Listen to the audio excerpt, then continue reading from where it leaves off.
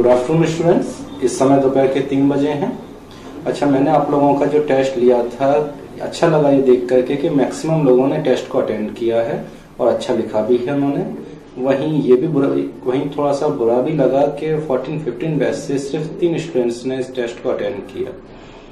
देखिए, जो है टेस्ट से कभी भागना नहीं चाहिए, टेस्ट हमें देना चाहिए। देखो, मैंने जो है आपको अपना एक्सपीरियंस में बता रहा हूँ। मैंने जो अपनी लाइफ में देखा है, मैंने कुछ चीजें अपनी लाइफ में सीखी हैं। जैसे कि एक पहली चीज जो है, आगे बढ़ने के लिए मुझे नहीं पता कि मैं अपनी लाइफ में सक्सेस हूँ या नहीं हूँ, लेकिन मैं जहाँ पे भी हूँ सेटिस्फाइड हूँ। देखो, मैंने अपनी लाइफ में जो है कुछ चीजें सीखी कि एक तो ये है कि ईमानदारी बहुत जरूरी है। आप हमेशा अपने आप से तो कम सच बोलो।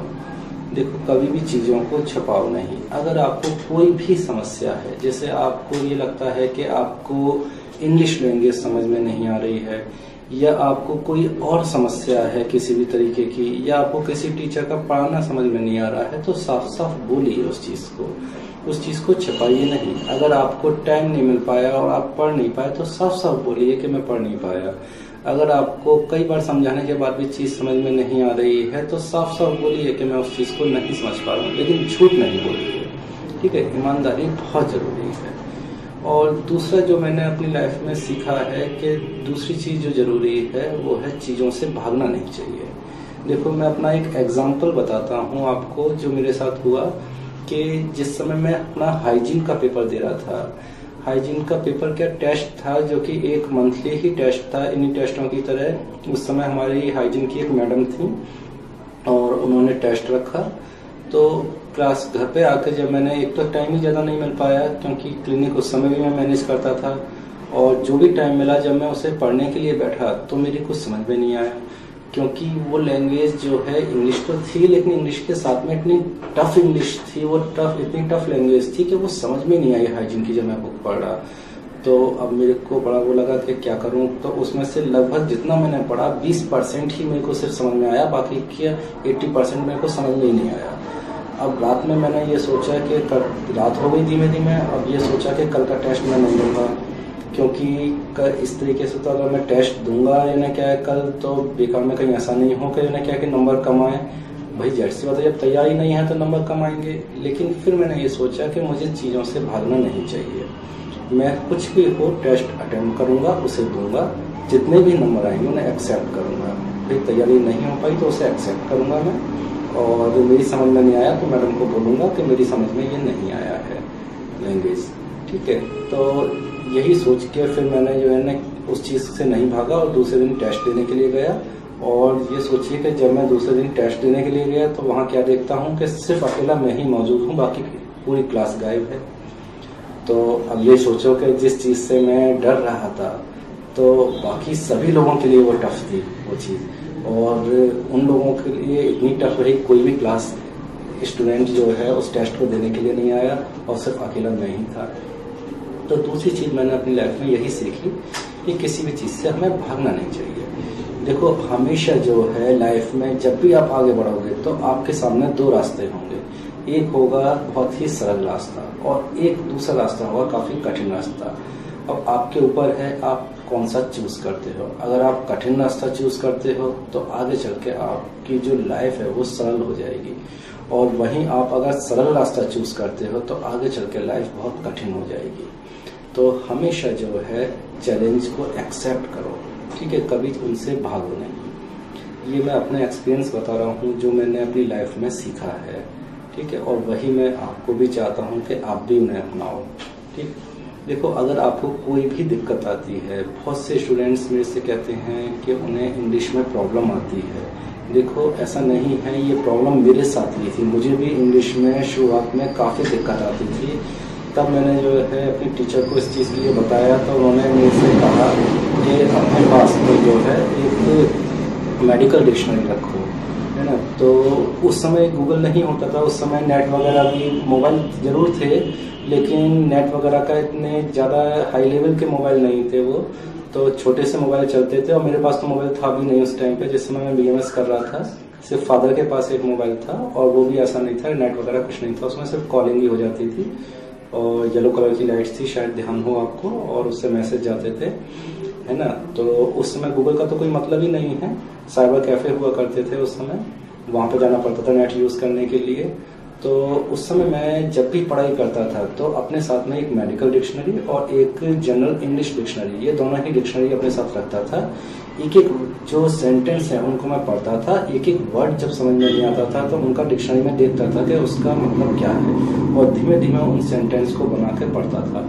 तो मैंने देखा धीमे धीमे मेरे को जो है बहुत अच्छी हो गई, मतलब बहुत अच्छी समझ में आने लग गई।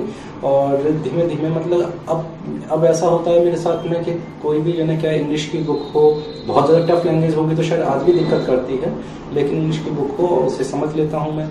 तो ऐसा इसलिए हो पाया क्योंकि मैंने जो है पीछे नहीं हटा उस तरफ। अगर ये था कि परेशानी थी तो धीमे धीमे उसे पढ़ा। शुरू में पढ़ने में बहुत दिक्कत आती थी क्योंकि एक एक लाइन को जब सोचिए इस तरीके से बार बार डिक्शनरी में देखा जाएगा तो पढ़ने में कितना टाइम लग जाएगा, जरा से सेंटेंस को ही। तो थोड़ा सा भी पैरा है उसे पढ़ने में काफ़ी टाइम लग जाता था, लेकिन ये था कि चैलेंज को एक्सेप्ट किया और उसे पढ़ा तो उसके नतीजे अच्छे निकले। तो वही मेरा कहने का आपसे मतलब है कि इस चीज़ से परेशान नहीं होइए। अगर बहुत से स्टूडेंट्स के लिए दिक्कत भी आ रही है कि उनको इंग्लिश नहीं समझ में आ रही है, तो अपने साथ में आज तो बहुत अच्छा है कि आपके पास मोबाइल है, गूगल पे आप सर्च कर सकते हैं। तो धीमे धीमे उसे पढ़िए, शुरू में परेशानी जरूर आएगी लेकिन आगे वो समझ में आने लग जाएंगी चीज़ें, ठीक है। तो ये तो थी हमारी खैर एग्जाम से रिलेटेड बात। और अच्छा एक चीज़ और कि आप लोगों ने जो लिखा है उसमें से काफ़ी लोगों ने जो लैंग्वेज है उनकी वो बुकिश लैंग्वेज थी। देखो हमेशा इस चीज़ से बचो। मैं हमेशा 14-15 बैच से भी ये कहता आया हूँ और आप 15-16 बैच से भी ये बात करूँगा कि हमेशा बुकिश लैंग्वेज लिखने से बचो। देखो होगा क्या कि कई बार क्या होगा, बुकिश लैंग्वेज लिखने के चक्कर में तुम लिखना कुछ और चाहते होगे और लिख कुछ और दोगे, सही से उस चीज़ को समझा नहीं पाओगे टीचर को। तो अपनी जो लैंग्वेज रखो अपनी लैंग्वेज रखो।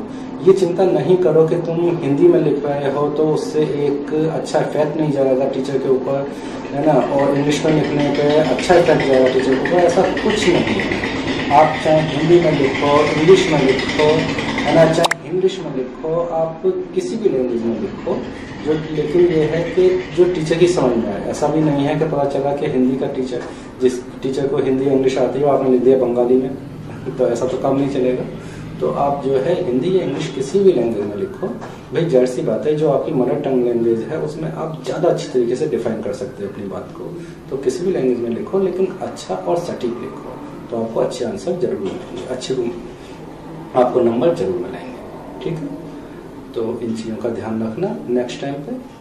तो अब आपका जो मैंने टॉपिक था, आपको मैंने सर्जरी का फर्स्ट पार्ट का जो 25th चैप्टर था सिरा विकार यानी कि डिफॉर्मिटी ऑफ वेन्स, ये मैंने आपको पढ़ाया था, जिसमें आपको मैंने 3 चीज़ें पढ़ाई हैं कि वेरिकोज वेन, जिसमें कि हमने देखा कि वेरिकोसिटीज डेवलप हो जाती है वेन्स में। सेकंड मैंने पढ़ाई डीप वेन थ्रोम्बोसिस, इसमें जो डीप वेन्स हैं उसमें थ्रोम्बोसिस डेवलप हो जाती है। और तीसरा मैंने पढ़ाया हीमेंजियोमा। तो ये 3 टॉपिक्स मैंने आपको उसमें कंसिडर किए हुए हैं जो आप पढ़ चुके हैं। अब नेक्स्ट जो टॉपिक चालू करेंगे हम वो है आपका फर्स्ट सर्जरी के फर्स्ट पार्ट का ही फॉर्म। ये 15 चैप्टर है आपका fluid, electrolytes and acid base balance and nutrition. तो ये चैप्टर आपका चालू करेंगे। एक्चुअली मैं जो ये आपके चैप्टर्स ले रहा हूँ, आप भी कहेंगे सर कभी यानी क्या है वो चैप्टर पढ़ाते हैं कभी ये चैप्टर पढ़ाते हैं। एक्चुअली जो मैं आपको टॉपिक्स ले रहा हूँ वो इस हिसाब से ले रहा हूँ जिससे कि 14-15 बैच के लिए भी वो यूज़फुल हो और आपको तो सभी पढ़ना है। एक्चुअली 14-15 बैच के जो है कोर्स तो उनका कंप्लीट हो गया है, लेकिन कुछ जो टॉपिक हैं वो चाहते थे कि सर हमें वो टॉपिक्स पढ़ा दें। तो मैं आपके वो टॉपिक्स इसलिए ले रहा हूँ जिससे कि उनको भी वो टॉपिक्स, उनको भी वो फ़ायदा मिल जाए पढ़ने का, और आपको तो सभी पढ़ना है तो आपको भी वो फ़ायदा मिलेगा, ठीक है। इसीलिए मैं ये 15 चैप्टर ले रहा हूँ और इंटरेस्टिंग भी है फिर ये टॉपिक्स। तो मैं 15 चैप्टर ये ले रहा हूँ जो कि है fluid, electrolyte and acid base balance and nutrition. तो अपने नेक्स्ट लेक्चर में जो आपका ये टॉपिक है fluid, electrolytes, acid base balance and nutrition, ये कल से हम स्टार्ट करते हैं, ठीक है। तो अच्छा, पिछले लेक्चर में मैंने आपसे एक इंस्ट्रूमेंट दिखाया था और पूछा था कि ये क्या है।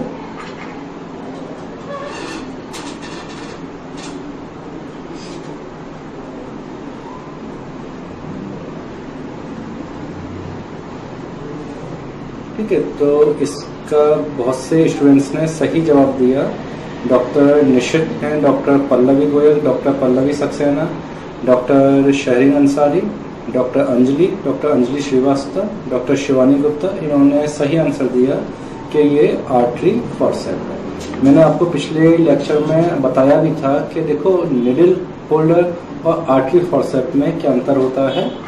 कि ये आप देख रहे हो निडल होल्डर है, तो आप देख रहे हो कि ये आगे से जो है काफी छोटा है और मोटा सा है, जबकि आर्टरी फॉर्सेप्स जो है आगे से काफी लंबी है। ये दोनों में डिफरेंस है। ठीक है। अच्छा, ये जो आर्टरी फॉर्सेप्स है इसका यूज क्या होता है कि जो आपके ब्लीडर्स हैं, है ना, उनको ये जो है पकड़ने का काम करती है। अब आप कहीं सर्जरी कर रहे हो और कोई ब्लड वेसल रप्चर कर जाती है तो उसको पकड़ने का काम ये करते हैं। इसीलिए इनका एक और नाम भी है, इनको हीमोस्टेटिक फॉर्सेप्स भी हम बोल देते हैं आर्टरी फॉर्सेप्स को। अच्छा, इसमें जो बहुत ही छोटी आर्टरी फॉर्सेप्स होती हैं, क्योंकि वो आगे से बहुत ही छोटी होती हैं, इसलिए हम उनको मॉस्किटो फॉर्सेप्स भी बोल देते हैं। और ये तो स्ट्रेट है, लेकिन कुछ इसमें कर्व भी होती हैं, तो उसी के अकॉर्डिंग इसको स्ट्रेट या कर्व आर्टरी फॉर्सेप्स हम बोल देते हैं। ठीक है, तो आज का टॉपिक हम यहीं पर कंप्लीट करते हैं।